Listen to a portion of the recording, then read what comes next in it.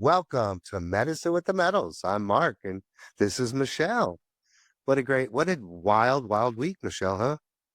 Charlie Kirk shooting kind of It's been disrupted the wild. whole. Yeah. We are not here to talk politics in any shape, way, or form. We're here to talk about a human being who was murdered in front of so many people. And and it doesn't matter where you are, where you stand, we are human first. And it has just I'll start crying. It has just broken me. And to see the reactions, beautiful reactions, but to also see the painful reactions and the people that laugh and make a joke of it, all I can think is the trauma and unhealed trauma that they have to behave like that. That's where my mind goes. Well, definitely. And my mind goes to we could heal a lot of these people if we had good mental health through the process of psychedelics and plant medicine. It works. And speaking about how it works, we And have a well, just and well, one more thing about that too, the whole thing was about, freedom of speech and being able to say what you want, which we should be able to do. And we have learned that that's not possible when talking especially about healing and psychedelics on any sort of meta platform. So we are creating our own platform where you can speak freely and be truth tellers without being banned or persecuted for it. So that's Circle. We'll talk about that some more, but we are definitely excited to have Luna with us today. We've been looking forward to talking to you for a long time. I'm going to let you introduce yourself. I won't be able to do justice.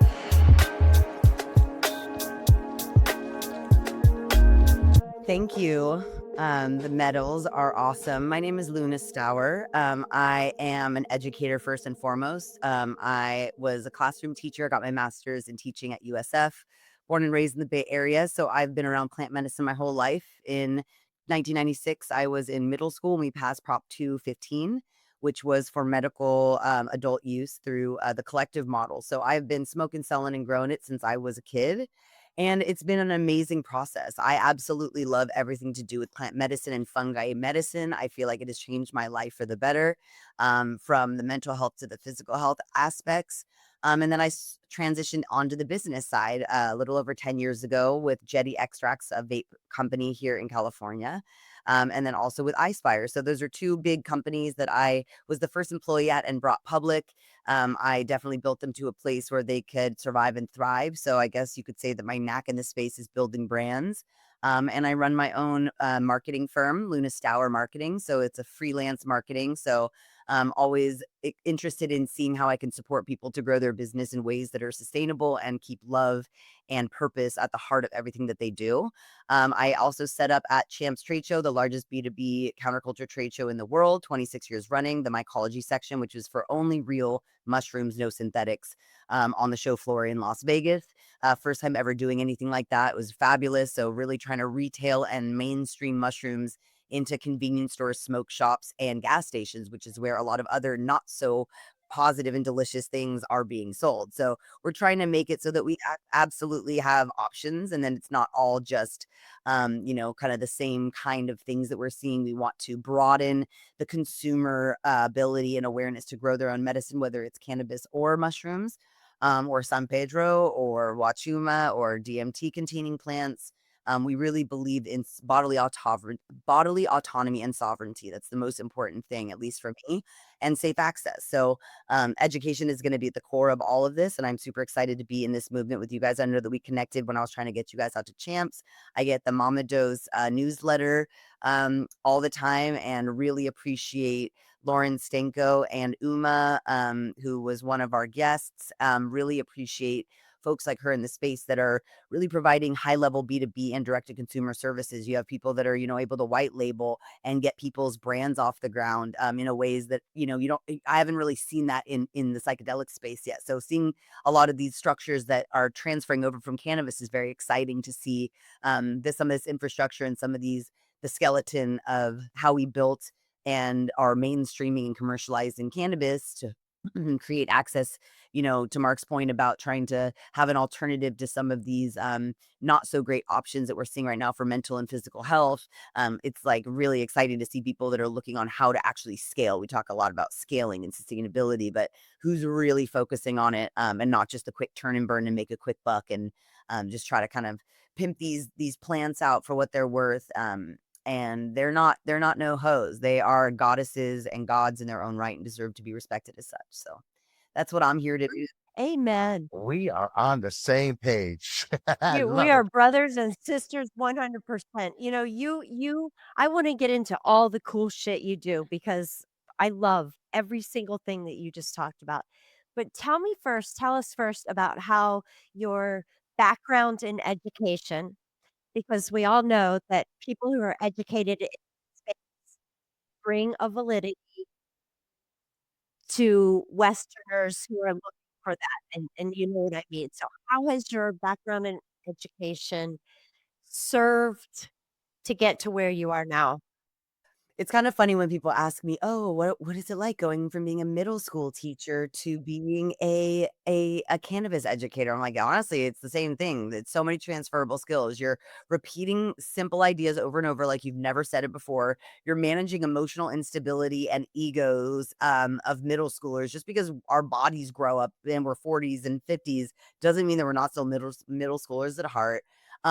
Checking for understanding, right? Not just like dumping what we think onto the populace, but actually checking to see where people are at, where our students or where the folks that we want to win their hearts and minds, whether they're legislators or your grandparents, how to really make sure that it's landing.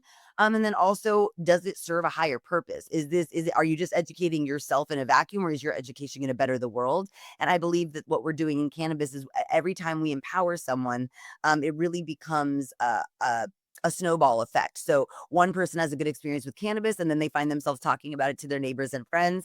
And now maybe that person is choosing cannabis over an SSRI or over some other kind of harmful sleeping drug or something like that that people are getting addicted to. So I think that that's really the most important thing, is education can help intervene and be a intervention in some of these bigger issues around overdose, drug addiction, severe mental health, all of these things that we're seeing that are taking people out of the game, that are taking people's lives, that are crushing people's dreams and businesses, destroying marriages and children's innocence, could totally be prevented by something that in theory could be grown for virtually free in your backyard. Absolutely. Cannabis, we'll stick on cannabis for now for a little bit because it's really surprising in the last few years how cannabis has really, the stigma of cannabis has totally switched. And it's looking like, look at the older generation. These guys were demonizing, and now it's the blowing it up. I mean, it's blowing up.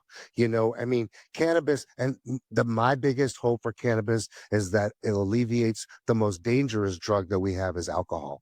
It's really put a nip in the butt to alcohol because people, you know, I use cannabis very frequently. So we all use cannabis in different ways, and it's really helped my life in so many ways. When I was thrown in drug rehabs when I was younger, at the age of 15 to 17, for using cannabis, it's just totally insanity. So I love the evolution of cannabis. It's amazing.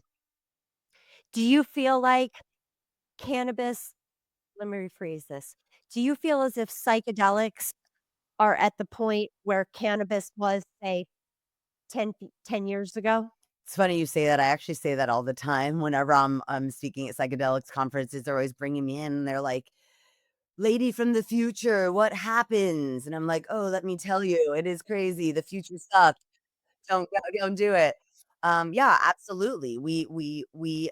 There's many beautiful things in common that have incredible opportunities for the healing of the nations and of the souls and the spirits of the people. But then there's also the commercialization, the taxing, controlling, and regulating of a substance that we all love. That's a magical, mystical thing. Not everyone believes it's magical, mystical. I personally believe in the science and the mysticism around it. So absolutely believe that, we're trying to figure out how to emulsify the active ingredients into chocolate bars so that not all of it is at one end or the other. That's a very cannabis transferring this psychedelic problem. We're talking about dose to serving size ratio. If people want to eat a gummy, are they tripping for 15 hours? That's probably not a good dose to serving size ratio. Most people eat more gummies than that. So we learned that in cannabis too, people eating 4 brownies and having 400 milligrams of THC and going to the hospital. So we're learning about how to regulate for child safety, right? How, they're going to, at some point, psychedelics is going to have to change their packaging to not be attractive to children. So we're in a loophole right now where it's not being regulated the same way that we were able to be in this loophole with cannabis where it wasn't being regulated. And then all of a sudden now the font size, the color, not being able to see into the packaging, how it's displayed in store, everything is now kind of monitored and regulated. So obviously the tax structure, all of that stuff is probably going to be coming down the pike. It's a beautiful thing. I just love this movement towards quote legalization, but I just want to be clear with people. I do not use the term legalization. I believe it's a misnomer because it's decriminalization or commercialization. When people vote, right, for when people see, do you want drugs legalized? And they say yes, they think they're voting for decriminalization, which means the removal of penalties and the allowing of it to be grown, sold, consumed. Okay. But commercialization is tax control and regulate, which does not necessarily mean it actually doesn't mean decriminalization. And in most cases, especially in California, it means more crimes. So instead of 6 plants, we used to be allowed to get 6 plants per person per house. Now it's 6 plants per house. And there's open container laws now to have an open joint in your ashtray. So the VA started creating laws around it that they hadn't before for veterans. So I just want to be clear here that we want things to be tested. We want labels to be held to the same standards as every other food product, but to call for legalization is by accident unless you know what you're calling for legislatively and in the regulations, and the devil's in the details in the regulations. There's the spirit of the law and then the letter of the law. The letter of the law might say something, but the way that it's implemented might not do that, is making sure that we do not criminalize or overtax or over control or over regulate it. So we do want decrim and we do want, quote, legalization, but we need to be very clear about what we're asking for because, to your point, it's beautiful to see that it's going to be regulated because of the safety concept. We want to know what we're getting. We want to know that if it says that it's going to be half a gram of mushrooms, what the heck that even is, right? So I think that that's important that we bring in the good things about regulation and commercialization, but not the bad things like we've seen in California, which have destroyed the market. So to hand this over to Uncle Sam and just let it take over, it doesn't work like that. We get to pick and choose what we want to work with Uncle Sam around safety, but they don't get to tell us anything about the way, I don't believe that they should utilize that to then own that story and be able to say how people can consume it, how much they can have on them, all of that kind of a stuff. That's a slippery slope. So just wanted to put that because I agree with you that it can't No, and go, right? Safety. I agree with you, and I think it's all about educating people because honestly, I didn't know the big difference until we had Larry Norris from Decriminalize, and my entire idea changed completely. People are uneducated on this. It really is that. And you hit some really solid points there because this should really be controlled by the ethical, reputable underground market. This really should, because we know what we're talking about. We've experienced these medicines. It would be great because, the Western world's not going to trust the underground because they think we're criminalistic. But, if we can come together in a serene way where the underground and the above ground can work this together, this could be a beautiful thing because we all know psychedelics work. We all know plant medicines are the way to, there's no way to all the therapy I've been to, it's never clicked until I've done plant medicines. And I see it all the time. Isn't that what Timothy Leary These said? He said medicines he work. got They more just need out to of be a regulated 5-hour trip than 10 years of talk therapy. so much more. Well, and you see what's happening in Oregon, right? They've decriminalized, legalized, whatever they wanna call it there. Well, now you have to go pay $2,500 to have a psilocybin session. That's insane. That's insane. Well, yeah, and I'm an incrementalist. I believe that we need to do little small. I used to be, I'm 41 now. So back in the day, I was radical and I wanted to overthrow systems and burn it to the ground. And now I'm more practical and I want to compost the system and take, like I was saying before, the nutrients and the positivity from what we've seen and grow it into something new. Like you just saw Nepal, they had just had a revolution where they overthrew the government. And the one thing that they said that they regretted was that they burned down the buildings. So now they have to clean it up and rebuild it. And it was not smart to burn it down. And it's like, there's some righteous rage in there, but we have to be really calculated about how we move forward and do these things. And I think that that's the most important thing, is that we really focus on the goal, and the goal is decriminalization and normalization. And that's going to come through small steps, baby steps that sometimes look like one step forward and two steps back, because they are, like you're seeing with a lot of the bans right now in Texas, and a lot of the cannabinoid and vape and kratom bans. Obviously, some of those are important because we are having major health issues, but the way that they're going about them is very knee jerk. It's very painting with a broad stroke. It's very not in my backyard, pearl clutching. What about the children? Instead of really looking, to Mark's point, about how this is happening in the tobacco and the alcohol and the porn worlds, to all of these addictions that are, destroying people's mental and physical health. So I think that it's really important that as we're cheering things on, we really center, like you said, Mark, the legacy, the people who traditionally been doing this, and then the ultimate legacy in traditional people, which are the indigenous people, right? Who are always left out of this Of conversation. course. You never see them on Of podcasts, course. interviews, panels, conferences. I go all over, and unless they are loud about it and force their way into it, and make us seen about not being heard and have a place at it, you don't really hear the Shipibo people. You don't really hear the Sonoran people. You don't really hear the Native Americans. You don't really hear the Aboriginal people and the Boetse people, like, talking about Iboga. Like, you're seeing a lot of folks that come from privilege and class and race privilege, talking about things that they've learned about. But at the same time, like I said, I believe that all of these things in a lot of ways are necessary, as long as we bring it back. Like Michael Pollan, for example, looks and sounds like my dad. He's an older Jewish master's educated man who is in the sciences and medicine. And my dad read his book and felt comfortable, consuming psilocybin, and it changed his life. And he didn't have to do it more than once. He took one heroic dose, curled up into a ball, and had his moment, and got what he needed out of it. So I think that there's definitely this moment of maturity that we need to have, with definitely some righteous angst and urgency, because the shit needs to change. But I think that there needs to be a little bit of this just gratitude for the small bones we're being thrown, and just like, because I do believe that regardless of how we feel about the political strategy of it, I think the social strategy is more welcoming, more inviting, and allows people to feel more comfortable, and given more permission to step into these moments, instead of being shoved down their throat. Like the COVID vaccine was shoved down people's throats, so they reacted to it. The DEI was shoved down people's throats, so they reacted to it. Things have been, gay marriage shoved down people's throats, so they reacted to it. If things were able to unfold in authentic and genuine ways that allowed people to understand it before it just being forced on them, like if there's and more education around seatbelt laws and helmet laws, maybe there'd be more adoption. Like if the community health centers had been the one distributing the information instead of the bullshit CDC that was making things up left and right.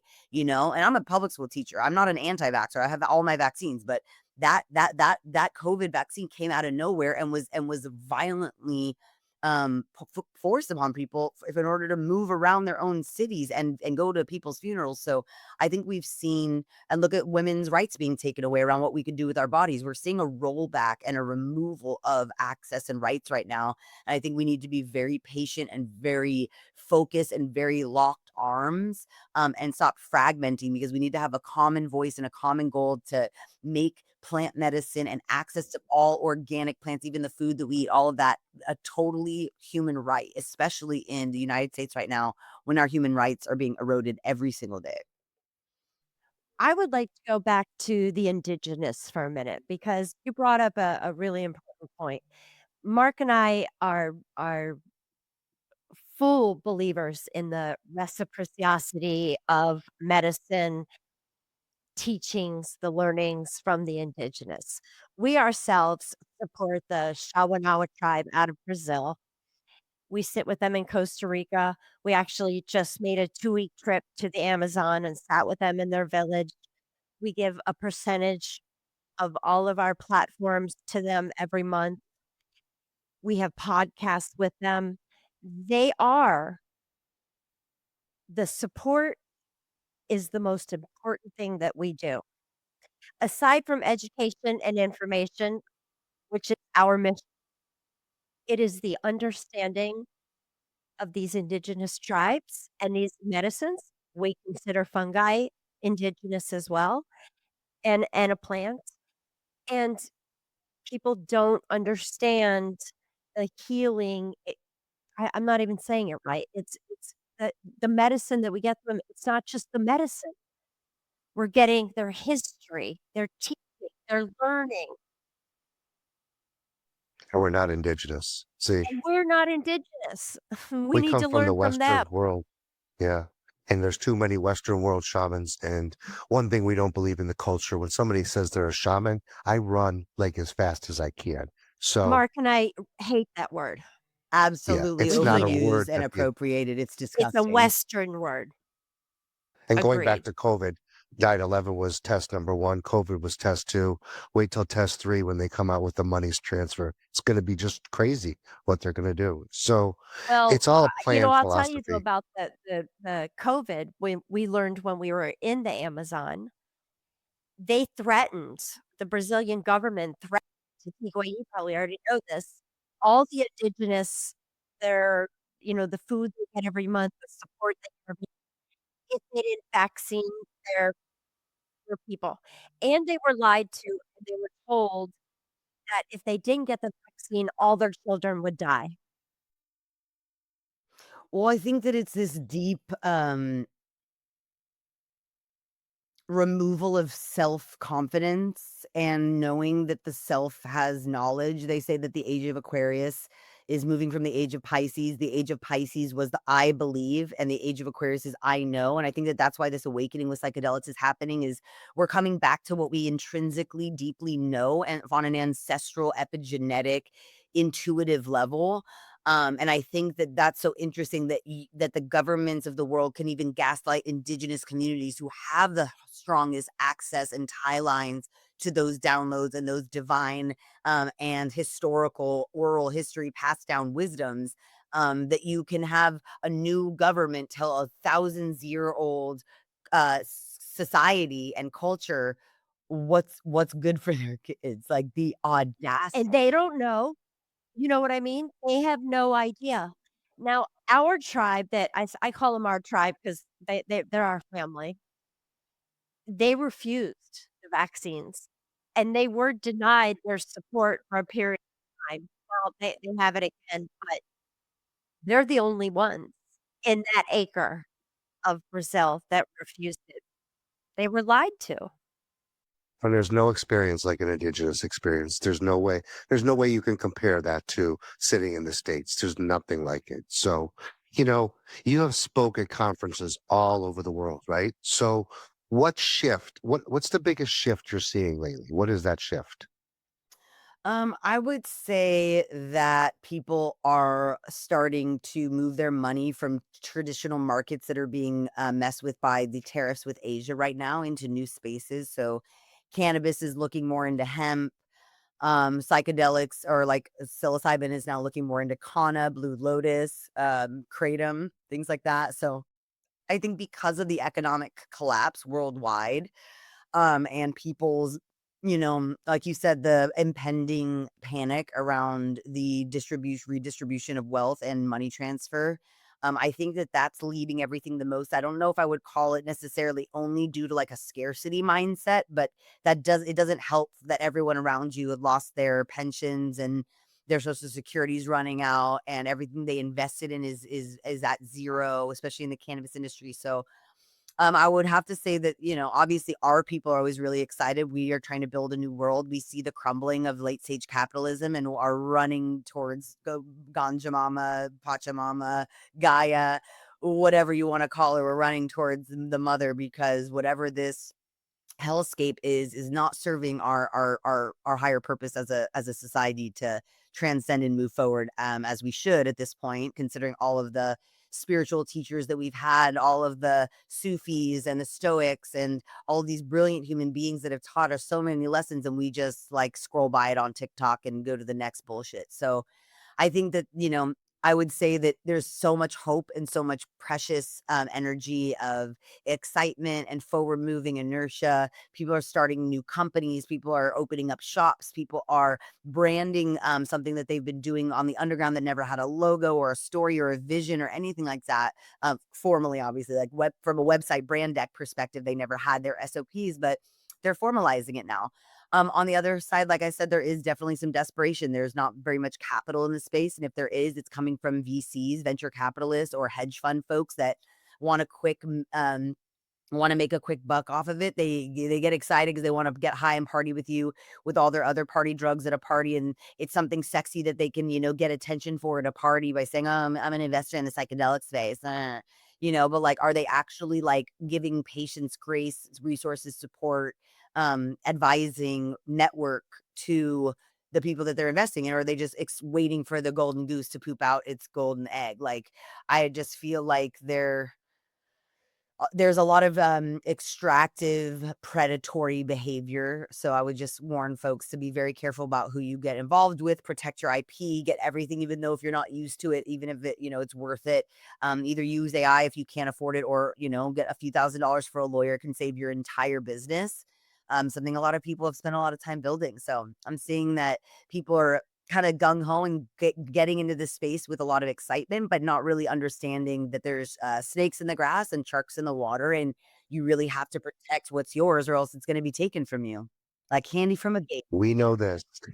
We know this. Yeah. Wow, let me tell you, we have some sort of, I'm not gonna call it a battle, I'm gonna call it, an opportunity with the US government in one way or another every single day. But we don't care. We just find another way. We don't hide. We have employees. We pay taxes. We are as open out there as you can be. We speak publicly. We're on a mission. For sure. We have to be. If we're not, you know, the ethical people, the ones that aren't will fall by the wayside. They're going to be there. They're going to try. This is a very difficult space, as you know, Luna. This is not easy by far. I mean, you have to have nuts. You have to have like a desire, and you have to have a mission, and you have to have a Balls of vision to steel. keep doing this, because there's there's there's crossroads every step of the way, right? What is Absolutely. your ultimate mission? Safe access. I believe that everyone should have free access to plant medicine and fungi. It's really simple, actually. Amen. Well, we need to collaborate. I send a lot of people the newsletter. I'm always forwarding it to folks. Yeah, safe access is what though? Safe access is like, let's talk a little bit about safe access, because websites are popping up left and right. Like, let's talk about to the audience more so right now. How does somebody find that? How does somebody know? You don't call your homies, call us. You're watching us. You can, hit me anytime. lunastower@gmail.com, lunastower.com, STOWER. Hit us up. There is no way to know because everyone's lying. Not everyone, but same thing with hemp. You can fudge the PDF of a certificate of analysis. Basically, for lack of a better term, it's a test result. So we call them COAs. And the only way to know is if they give their test results. And even if they give the test results, you have to manually call the lab and verify that the batch number and the results are accurate, because you can edit PDFs. So there is no way to know. The only way to know is to find trusted people, and that's the way it's always been. But you can't trust your food either. They say that it's organic and it's only 80% organic, and it's whoever's getting paid and their palms greased. So it's no. I try. Yes, it's psychedelic, and like you getting spiked with pesticides on your blueberry is different than like inhaling it off of your weed. I do obviously understand the nuance there, but in theory, or like in the meta, it's really no different. And this exceptionalism, I just want to mention this exceptionalism and hyper focus on psychedelic drugs, cannabis included, I'll call them entheogens, is so racist, classist, um, fear mongering, unfair, and biased. There is not To nearly the to same explain amount of that more. scrutiny on any other industry. Period. Petroleum, Explain that a little more. Dive polluted. Yeah, into that, I could wanna you? hear more. I agree with you, but I wanna hear what you have to say about that. I mean, for example, best example I've got, Kiva. Everyone knows Kiva's blueberries. They're a California brand that created chocolate-covered blueberries and coffee beans. They were the first ones to really do cool, unique, and consumer edibles. They kept spiking for pesticides, and they were thinking it was the hash, and they were like, "But we have organic hash, we have organic chocolate, we have organic blueberries." But guess what? It was the organic blueberries that were spiking it, and they ended up going to California the state, and having them change the regulations so that they could separate out the get everything tested before it got mixed with the blueberry, and that was clean. What they were responsible for was clean, but the thing that you feed your children was what was spiking it. What more do I need to say? We are highly scrutinized because people are ignorant and they think that you ingesting it through eating the hash versus eating the blueberry. Why is that different? Why is the parts per million, parts per billion non-detect level that is arbitrarily set by the state and state scientists to say what's helpful and what's not? But then you've got people like adding 4-AO into these chocolate bars that they say are psilocybin because it feels like psilocybin, but they're these, you know, Can we they're these can we crazy. talk about 4AO? Yeah, so basically when you Can we go talk about to 4AO? Because it's a very bothersome to me well, it's because here prohibition, you right? got People a wouldn't make chemical. it if it wasn't Yeah, illegal. People are only it's only a cause, it's a right. loophole for because of prohibition, just to be fair. No one would choose to eat 4-AO DMT instead of mushrooms. They're doing it because they don't have safe access. This actually goes perfectly into what we were just talking about. Safe access comes from removing prohibition and descheduling these drugs. These are non-addictive drugs. They have no place being in Schedule 1 with heroin when cocaine and sugar aren't even on the schedule. And I think, like you said, people need to do their homework. Someone's scrolling through, they see a psilocybin company, look into it, right? Do you see I'm just gonna use Mama Dose as an example. Mark and my our faces are everywhere. We have the plant medicine path. We have medicine with the metals. We're on the video talking all the time. I'm not saying just come to us, but do your homework. See how involved people actually are. See what they're actually doing. Yeah, that is so important. I love that. And I would recommend to people like follow, good people online like Paul Stamets, see the events he's going to. Like he's the co-founder of Telluride Mushroom Festival. See the vendors that are vending there. There are people, you know, go with, Paul Stamets has a reputable non-psychedelic brand, but he partners with all of these other psychedelic brands. Go to them. Like it's not that hard to find. He just had that, didn't Yeah, he? I was Was just that a there. couple weeks ago? Yeah, it was last month. Was It was it in August, awesome? mid-August. 45th annual. The 45th? 45 years. Holy Yeah. I've shit. never We been to a definitely need longer to get We're medical involved with going event that next in my next year. life. year. It's older than Yeah, me. we're going, we're Oh, you going. We're in absolutely the must. Amazon this year, but we're going. Yeah, and then next year, Yeah. not next summer, but the following summer, it's every 2 summers, is the MAPS Psychedelic Conference. Highly recommend that as well. Yeah. Yeah, yeah, yeah, for sure, in Denver.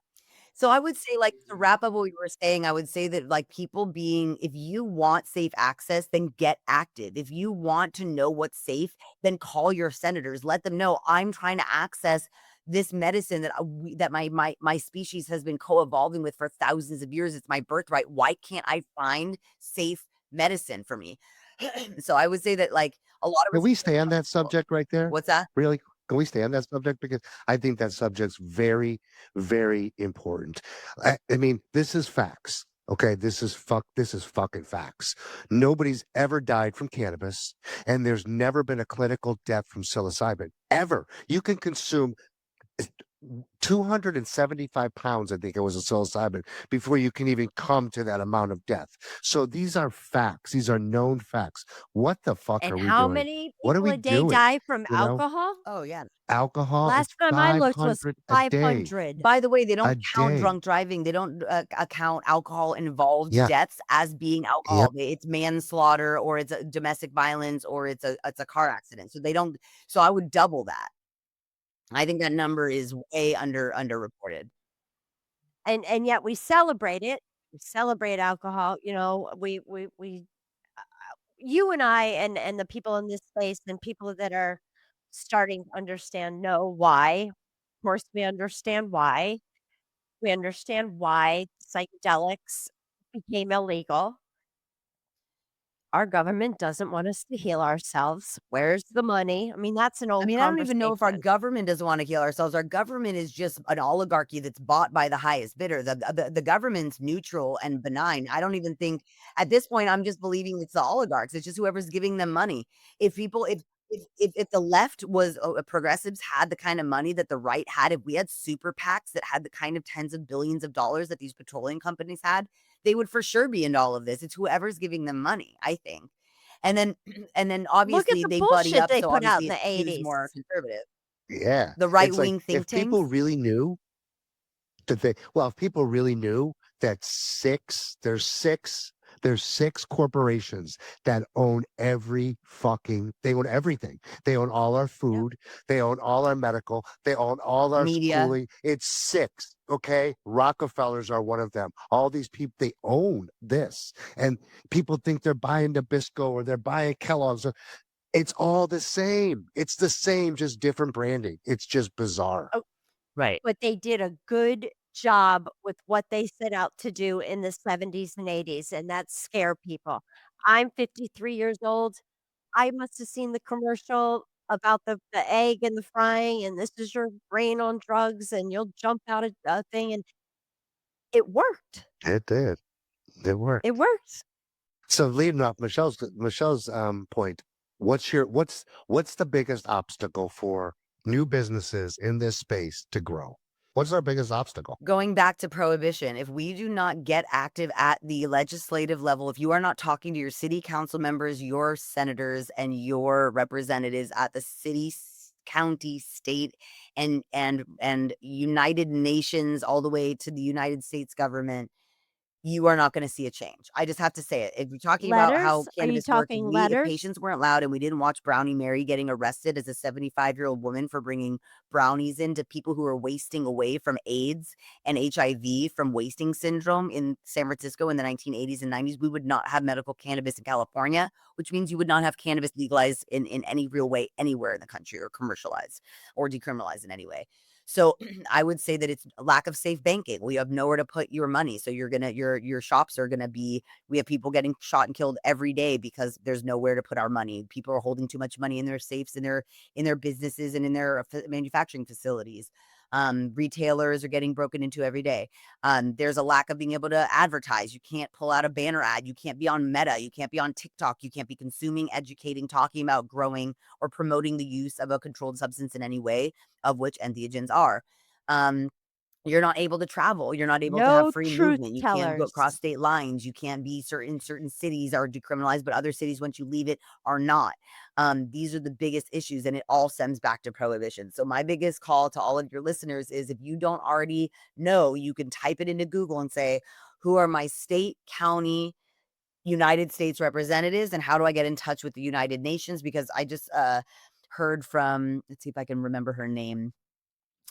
She is from Brazil. She was at the Telluride Music Festival. She was one of the keynote speakers, and she was presenting on how she's convincing the UN to protect psilocybin under the indigenous access and rights laws around their sovereignty and ability to access their own plant medicine for religious purposes. So she's the same way that the Rastafarian Church and the Native American Church and other 501c whatever they are registered registration churches in the United States gives them legal protections under Freedom of Religion Act. So it's part of the UN and the US Constitution that you have access, or Bill of Rights, that you have access to your your religion. And if your religion involves burning sacred plants, then you have protections under that. So get That's strategic, what get we did. smart, get organized, work with other organizations that are already doing this work. MAPS is doing this work.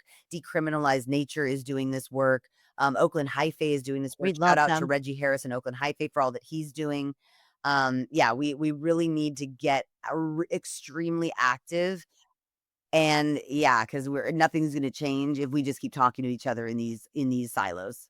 You got it. Absolutely not. We formed a church, a 508, psilocybin's our sacrament. We try to come at this at every angle to educate. That's our mission. Education, information, and integration. Yes, What's your that biggest part. accomplishment, Luna, so far? Your biggest accomplishment so far? Surviving. surviving this world as a woman, as a Jewish woman who's they've been trying to stamp us out from since the beginning of time and still are. I'm just proud to still be here. I'm proud that I have been able to navigate an intrinsically violent world. Pretty proud of my survival.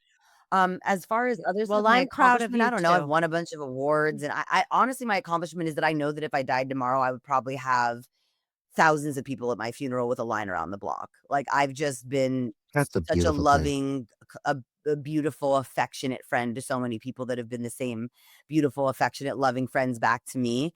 And I am a reflection of my community. And I would say that, I'm definitely one of the most well-known people in the entheogenic space. So I feel like that's an accomplishment to be in such a saturated space where everyone's trying to get attention and to be in the spotlight. I don't even have to do any work, and people just ask me to join and add my voice to the flames of the fire to help, transform the space that we're in. So being an influential tastemaker and thought leader at the level that I'm at a time when free speech is at an all-time low, I feel like that's been a pretty damn good accomplishment. So yeah, definitely surviving to this point and then making the friends and the impact that I have.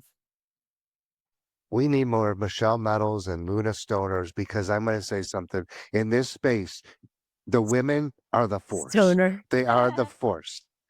Okay. Luna Stoner. I said Stoner. I love it. We You are can you guys absolutely are the say force. stoner. I love it. I know, that's why I smiled, it was cute. You you guys are the force in this space. And for some reason it's like an 80-20 with the women that are in this healing space. So you got to teach us men something because we have to learn from you. I mean, the men we're sitting here, we're so fucking broken we don't even know what to do. And we have these women rising and they're really excelling this space. And we need more Luna Stowers and Michelle Metals in this space. Well, I believe that only if you're doing the work, right? It's you are clearly doing it, and, we're very honored to have you on our show. We have seen you speak, we've seen you speak in person. You speak our language, and the mission that Mark and I are on is very similar to yours, and the reason we're doing everything that we do is to collaborate and come together because we can't do this ourselves. Nope, we can't.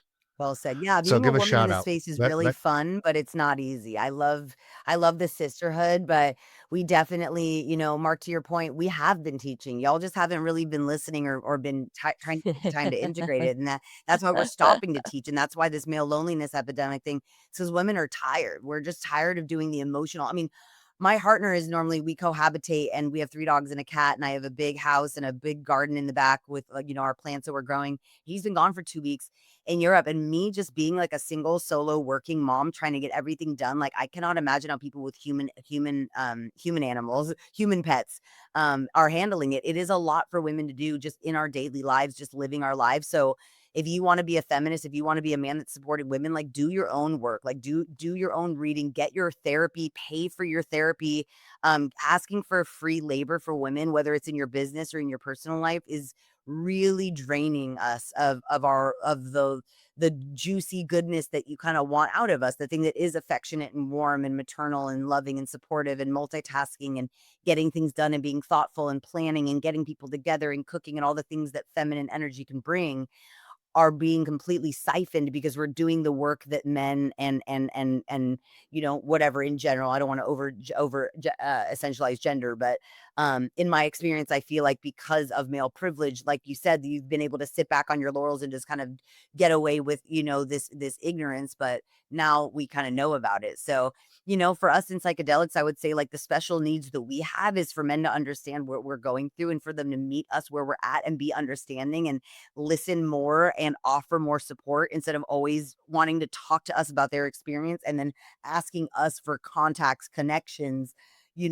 asking us to come to their events and support them. It's like, are you adding resources to the women in the psychedelic space? Are you listening deeply and not talking over or talking at or even talking at all?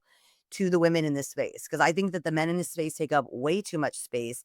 They don't listen and they don't offer anything. They come in, they see who's powerful, they learn from us. They don't hire us in high positions. They don't pay us well. They don't give us decision-making roles. And then they extract value from us both monetary and emotionally. So I would say that that's the biggest thing, that we need to have moving forward, is way more respect for the women in the space.